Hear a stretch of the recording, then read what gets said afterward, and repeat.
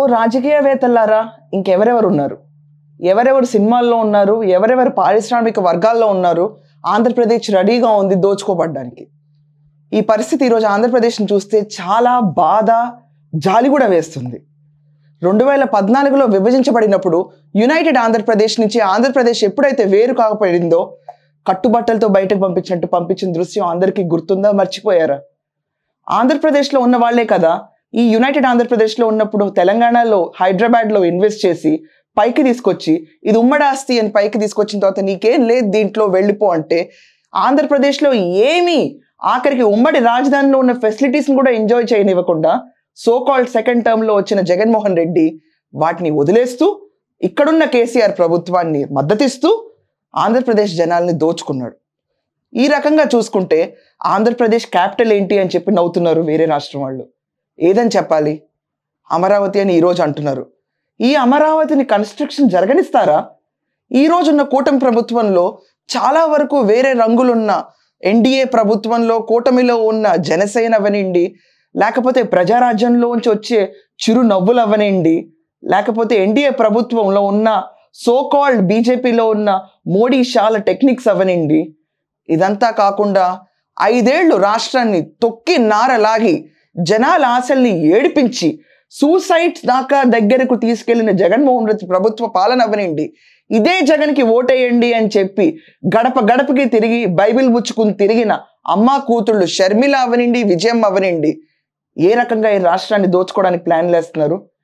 ఎన్నాళ్ళకి 2014 తర్వాత 2025లో కూర్చొని చర్చిస్తుంటే ఓహో అమరావతి ఈ రాష్ట్రానికి క్యాపిటల్ అని చెప్పి అది కూడా పూర్తిగా నిర్మాణం మొదలవ్వకుండా బీడులు పడిన రోడ్లు, కంకర్లు ఎత్తుకుపోయిన రోడ్లు, తుప్పల్ని కొట్టుకుంటా దానికి కూడా బడ్జెట్ లేని ప్రస్తుత ప్రభుత్వం అక్కడి నుంచి డబ్బులు సమకూర్చుకుని మొదలు పెడుతున్న so called capital, the very late capital and last state in the entire India which doesn't have capital till now is Amaravati and Andhra Pradesh. ఇలాంటి ఆంధ్రప్రదేశ్ మీద అదొక కేక్ ముక్కలాగా కనిపించింది చాలా మంది జనాలకి. ఫర్ ఎగ్జాంపుల్, ఆంధ్రప్రదేశ్ ఫామ్ అయినప్పుడు ఆంధ్రాకి ప్రైడ్ అనుకున్న పోలవరాన్ని కేవలం ఒక బ్రిడ్జ్గా మార్చిన ఘనకార్యుడు గ్రేట్ పర్సన్ జగన్మోహన్ రెడ్డి. ఈ జగన్మోహన్ రెడ్డి రాష్ట్రంలో పోర్ట్లు అమ్మేస్తాడు, అవసరమైతే పక్క రాష్ట్రం వాళ్ళకి పోర్ట్లు ఇస్తాడు, ఇదంతా కాకుండా అప్పులు తీసుకొచ్చి అప్పుల్ని తినేస్తాడు, రాష్ట్రాన్ని తాకట్టు పెట్టేస్తాడు.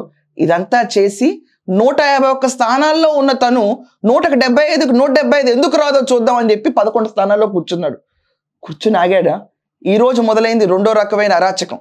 వాళ్ళ ఫ్యామిలీ నుంచి షర్మిల ఎందుకమ్మా నువ్వు బయటకు వచ్చావు ఇన్నాళ్ళ తర్వాత? 5 ఏళ్ల పాలనలో ఓట్లు అడగడానికి నువ్వు వచ్చి అడిగినప్పుడు రైతులు, అమరావతి రైతులు మీ మదర్ దగ్గరికి వెళ్ళి మిమ్మల్ని సపోర్ట్ అడిగితే ఎందుకు రాలేదు? తెలంగాణలో పార్టీలు పెట్టి ఓ నడిచి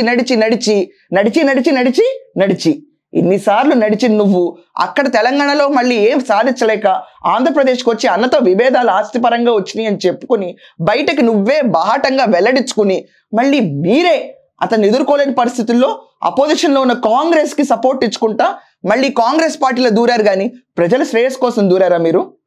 ఎక్కడన్నా ఈ శ్రేయస్ కోసం జరుగుతున్న ఒక వార్ అండ్ ఎఫెక్ట్ కనిపిస్తుందా? It's a family dispute. ఆ డిస్ప్యూట్ని ఎన్కేజ్ చేయడానికి you're using the Congress party and state of Andhra Pradesh. ఎవరు ఈరోజు ఆంధ్రప్రదేశ్కి ఒక చిన్న హోప్ అంటే నారా చంద్రబాబు నాయుడు గారిని చెప్పుకోవాలి.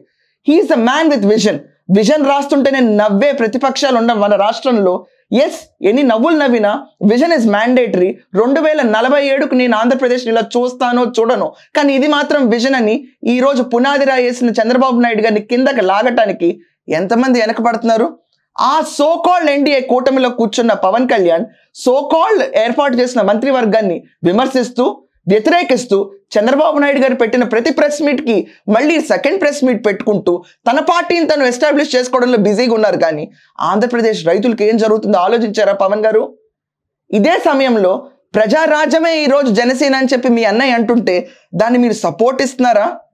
ఈజ్ రియలీ ప్రజారాజ్యం జనసేన అయితే కనుక 18 స్థానాలను ఎలా కాంగ్రెస్కి అమ్ముడుకు పోయారో మీరు కూడా ఇదే పార్టీని బీజేపీలో కలిపేసి వెళ్ళిపోతారా? ముందే చెప్పండి. ఎందుకంటే 5 ఏళ్ళు ఒక మనిషి జీవితంలోంచి తీసుకోవటం చాలా ఇంపార్టెంట్ అయిన గమనికండి. లాస్ట్ టైం జగన్మోహన్ రెడ్డి టెన్యూర్లో 20 సంవత్సరాల్లో ఉన్న ప్రతి ఒక్కళ్ళు పెళ్లిళ్ళు కాకుండా అటు హైయర్ స్టడీస్కి వెళ్లకుండా ఏం చేయాలో తెలియకుండా అప్పులు పాలైపోయి సేల్డ్ రూపంలో డబ్బులు తెచ్చుకుని పొలాలు నష్టపోయి కవులు రాకుండా ఇదంతా పక్కన పెడితే బ్యాంకులు కూడా అమరావతిలో ఉన్న స్థలాలకు లోన్లు ఇవ్వు అని చేతులు ఎత్తేసిన పరిస్థితిని తీసుకొచ్చింది మీరు.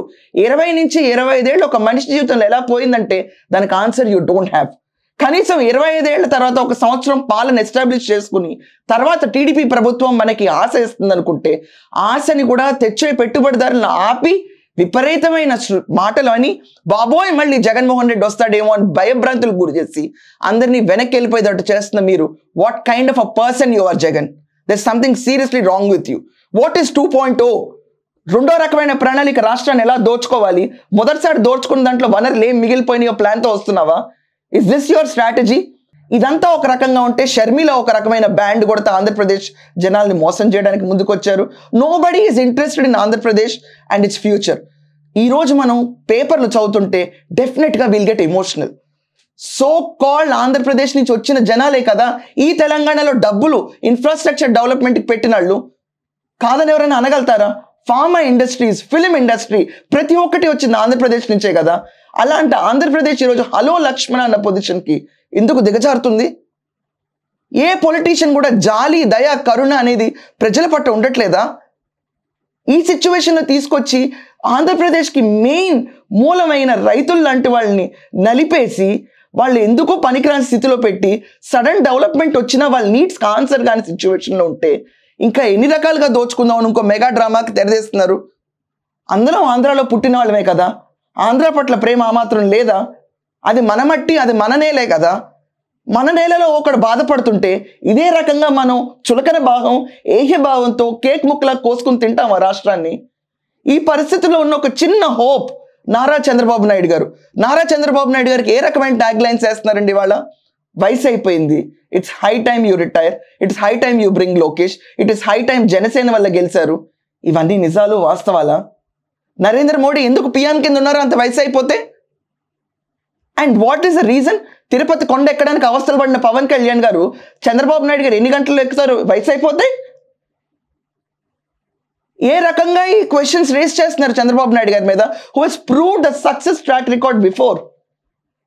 రాష్ట్రం పైకి వెళ్ళాలంటే ప్రతి ఒక్కళ్ళు ఈరోజు ఏమీ సహాయం చేయాల్సిన అవసరం లేదు. జస్ట్ ఎవరికి వాళ్ళు వాళ్ళ పరిధిలో ఉండి నోరు మూసుకు కూర్చుంటే రాష్ట్రం డెవలప్మెంట్లోకి అడుగులు మొదలవుతాయి.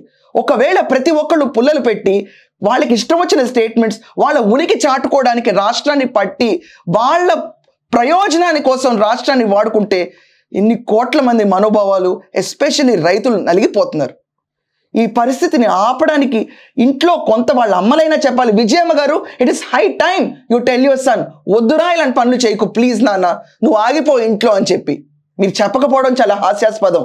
మీకంత సేల్ లేదని చెప్పి మీ సిస్టరే చెప్తున్నారు ఇంట్లో. కానీ సేల్ అయిన మీరు ఏ మొహంతో వచ్చి ప్రచారం చేశారు బాబుని గెలిపించమని. అండ్ ఇదే చిరంజీవి గారు 18 స్థానాలు యునైటెడ్ ఆంధ్రప్రదేశ్లో ఉన్నప్పుడు ప్రశ్నించకుండా గొంతు మోగబోయి మళ్ళీ వెళ్ళిపోయి బోలా శంకర్ లాంటి డాన్స్లు వేసుకుంటా తిరిగే చిరంజీవి గారు కాంగ్రెస్ పార్టీకి న్యాయం చేయకుండా సోకాల్ కాంగ్రెస్ వదిలేసి మళ్ళీ భాజపా ఫంక్షన్లు అటెండ్ అవుతూ ఇసుమెత్తు ఎంట్రుకవాసి సహాయం కూడా ఆంధ్రప్రదేశ్కి చేయని చిరంజీవి ఈరోజు ప్రజారాజ్యమే జనసేన అని చెప్తే మళ్ళీ రావటానికి మొదలు పెడుతున్నారా? ప్లీజ్, మీరందరూ ఆంధ్రలో పుట్టినాళ్ళు కాదా? ఒక్క 5 సంవత్సరాలు మీరందరూ కామ్గా ఉంటే రాష్ట్రం కొంత బెటర్మెంట్ మూడ్లోకి వెళ్ళే ఆస్కారం ఉంది. మన కోసం మనకేం లాభం పొందుతుందన్న ఒక్క కాన్సెప్ట్ తీసి పక్కన పెట్టి ఒకళ్ళనొకళ్ళు వేలెత్తి చూపించకుండా ఒక 5 సంవత్సరాలు క్వైట్ అండ్ కామ్గా ఉంటే ఆ జగన్మోహన్ రెడ్డిని ఎదుర్కోవటం నిమిషం పని. అండ్ మిగతా తోడ్పడిన ఈ సోకాల్ శక్తులన్నీ కొంచెం కామ్గా ఉంటే అందరూ అభివృద్ధిలోకి వెళ్తారు, లేకపోతే నష్ట నివారణ చర్యలైనా జరుగుతాయి. లేకపోతే ఇదే పరిస్థితి కంటిన్యూ అయ్యే, అన్రెస్ట్ కంటిన్యూ అవుతాయి ఆంధ్రప్రదేశ్లో. Mass suicides and the state will go in to very down trodden stage. ఆంధ్రప్రదేశ్కి మరో ఎన్టీఆర్ వచ్చే సూచనలు ఎక్కడ లేవండి. సీనియర్ ఎన్టీఆర్ గారి వైబ్స్ ఇప్పుడు ఎవరికి లేవు. సీనియర్ ఎన్టీఆర్ గారి తర్వాత టీడీపీని నిలబెట్టగలిగింది ఆ నాయకత్వ క్వాలిటీస్ ఉంది కేవలం నారా చంద్రబాబు నాయుడు గారిలో. ఉన్న ఒకే ఒక లీడర్ని మనం మిస్ చేసుకుని ఆ leader who is telling us he will walk the last step and allowing us to walk first మనకు దొరకడం చాలా కష్టం.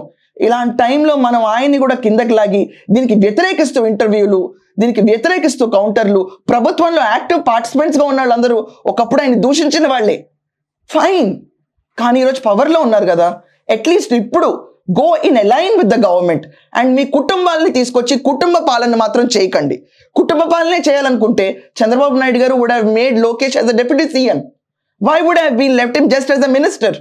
కుటుంబ పాలన వద్దనే కదా ఇక్కడ తీసుకొస్తుంది. అలాంటిది జనసేన అవ్వనిండి, వైకాపాలో షర్మిల రాజశేఖర్ రెడ్డి కూతురు అవ్వనిండి, లేకపోతే జగన్మోహన్ రెడ్డి అవ్వనిండి, ఈ కుటుంబ పాలన ఆపండి. ఎంతసేపు మీరు మీ కుటుంబం అయితే, కులం కుటుంబమే ప్రధానమైతే రాష్ట్రం బాగుపడదు. ఈరోజు పేపర్లో చదువుతుంటే అమరావతి రైతుల కష్టాలంటే ఇంకా కష్టాలు తీరలేదా అని బాధగా ఉంది. ఎందుచేతన ఇంకా చంద్రబాబు గారు ఈ రోజు గెలిస్తే రేపటి నుంచి మన భూమికి ధరలు వస్తాయి, రెక్కలు వస్తాయి, చాలా కష్టాల్లోంచి బయటపడదాం అనుకునే ప్రతి ఒక్కరికి ఈ రోజుకి నిరుత్సాహం అలాగే ఉంది. దీనికి కారణం ఎవరు? ఉట్టి జగన్మోహన్ రెడ్డేనా? లేకపోతే పాలనలో సహకరిస్తామని చెప్తూ అన్రెస్ట్గా మళ్ళీ స్టేట్మెంట్స్ బయట వాళ్ళ కుటుంబాలతో చేపిస్తున్న చాలామంది 5 ఏళ్ళు డ్రామాని కట్టిపెట్టి రాష్ట్రం డెవలప్మెంట్ జోన్లోకి వెళ్ళనివ్వండి. తర్వాత మీరు వేసుకునే డ్రామాలు, మీరు వేసుకునే ప్రతిపాదనలు, మీ విమర్శలకి ఖచ్చితంగా ఎలక్షన్ ముందు ప్రచారం గడువు ఉంటుంది, అప్పుడు చేయండి.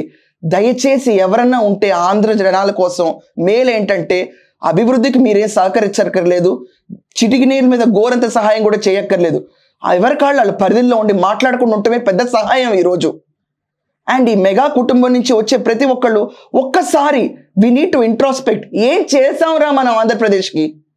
ఏం నుంచున్నాం రా మనం రైతుల కోసం? ఏం ఉన్నాం రా మనం జనాల కోసం? ఏం ప్రతిపాదనతో ముందుకెళ్ళాం మనం? ఆ ప్రతిపాదన వెనక్కి తీసుకుని మళ్ళీ మనం ఈ ప్రతిపాదనని సోకాల్ చంద్రబాబు గారిని విమర్శించి మళ్ళీ ఈరోజు పార్టీని, మన పొలిటికల్ ఎజెండాని తీసుకొచ్చి జనాల ముందు పెడదాం అనుకుంటుంటే జనాల్ని మనం దోచుకు తిన్నట్టే. ఎస్, ఈ రోజుకి మనం నమ్మే జనాలు ఉన్నారు గొర్రెల్లాగా కొంతమంది. వాళ్ళనైనా మనం ఇన్ఫ్లుయెన్స్ చేయకుండా ఒక 5 ఏళ్ళు బతకనిద్దాం అన్న కాన్సెప్ట్లో ఉన్న వెళ్ళండి please.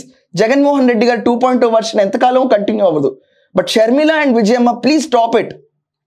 Please stop the drama. Let the state develop. Already మీ అన్నగారి కోసం మీరు చేసిన డ్రామాకి 5 ఏళ్ళు పోయినాయి ఒక్కొక్కరి జీవితంలో. రాష్ట్రానికి 5 ఏళ్ళు పోవటం వేరు, ఒక మనిషి జీవితంలో 5 ఏళ్ళు పోవటం వేరు. 5 ఏళ్ళు ఒక ఇంట్లో ఒక అమ్మాయి పెళ్లి కాకుండా ఉండి డబ్బులు లేకుండా ఉంటే పరిస్థితి ఏంటో మీకు తెలుసా? ఈ సోకాల్డ్ రాజకీయవేత్తలందరికీ ఆర్థికంగా చితికిపోవడం అంటే ఏంటో తెలుసా? అది జరిగింది ఆంధ్రప్రదేశ్లో, ఎస్పెషల్లీ అమరావతి లాంటి ప్లేస్లో. అమరావతికే ఆ గతుంటే మిగతా ప్లేసెస్ పరిస్థితి ఏంటండి ఆంధ్రప్రదేశ్లో? ఈ కొంచెం ఆలోచించి మీ ఇంట్లో ఆడపిల్లైనా మా ఇంట్లో ఆడపిల్లైనా చదువు రీత్యా, పెళ్లి రీత్యా, అభివృద్ధి రీత్యా ఒక రైతు, ఒక కుటుంబం, ఒక అమ్మాయి పైకి వెళ్ళాలన్న కొంచెం జాలి దయ ఉన్నా వదిలేయండి సార్ ఆంధ్రప్రదేశ్ని ఇక్కడి నుంచి ప్లీజ్.